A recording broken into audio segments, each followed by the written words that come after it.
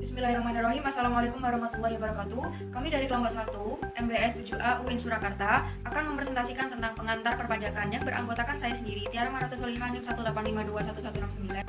Dan perkenalkan, nama saya Galuh Fitriani, NIM 185211187. Hai, kenalkan nama saya Nur Wahyu Wibowo, NIM 18. Nama saya Anahli Wasikal, NIM 18521110.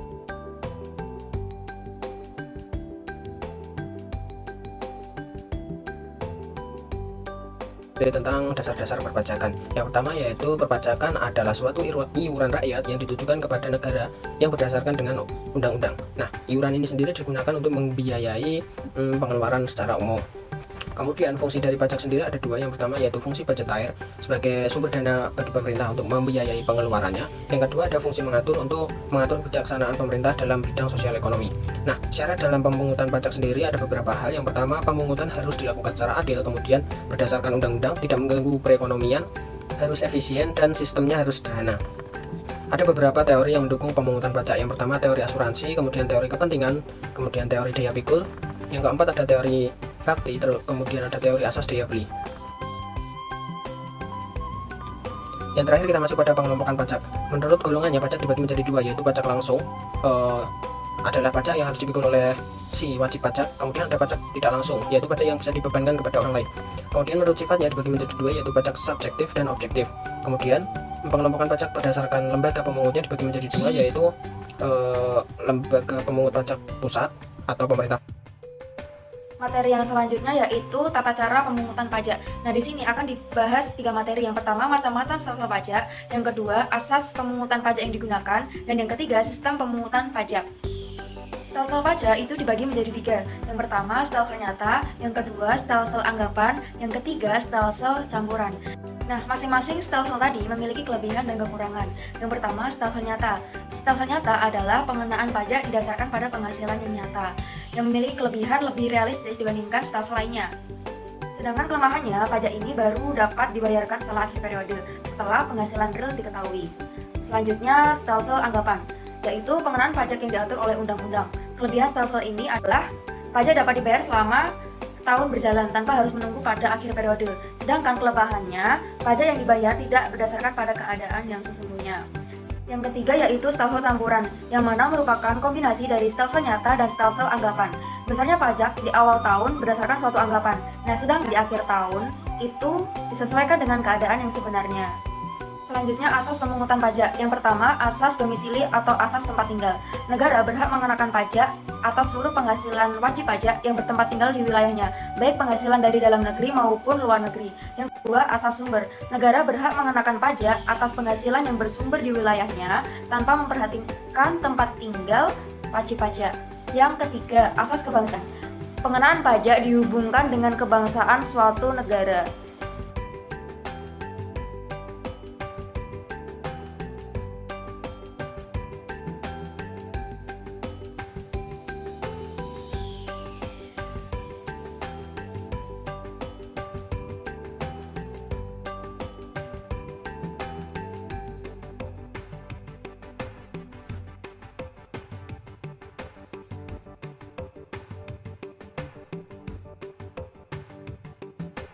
Nah, yang disebut dengan pajak negara adalah pajak yang dikelola oleh pemerintah pusat yang nantinya uang pajaknya untuk pembiayaan pengeluaran rutin negara dan pembangunan. Jadi uang pajaknya nanti akan masuk di anggaran APBN. Selanjutnya yaitu tentang pajak daerah dan retribusi daerah. Dasar hukum pemungutan pajak daerah dan retribusi daerah termuat dalam Undang-Undang Nomor 18 Tahun 1997. Ada beberapa istilah yang harus dimengerti dalam pajak daerah dan retribusi daerah.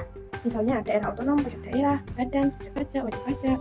Dan istilah yang berkaitan dengan retribusi daerah adalah retribusi daerah sendiri, jasa umum, jasa usaha, dan perizinan tertentu. Selanjutnya yaitu tentang dasar hukum. Nah, hukum pajak adalah kumpulan peraturan yang mengatur hubungan pemerintah sebagai pemungut pajak dan rakyat sebagai pembayar pajak.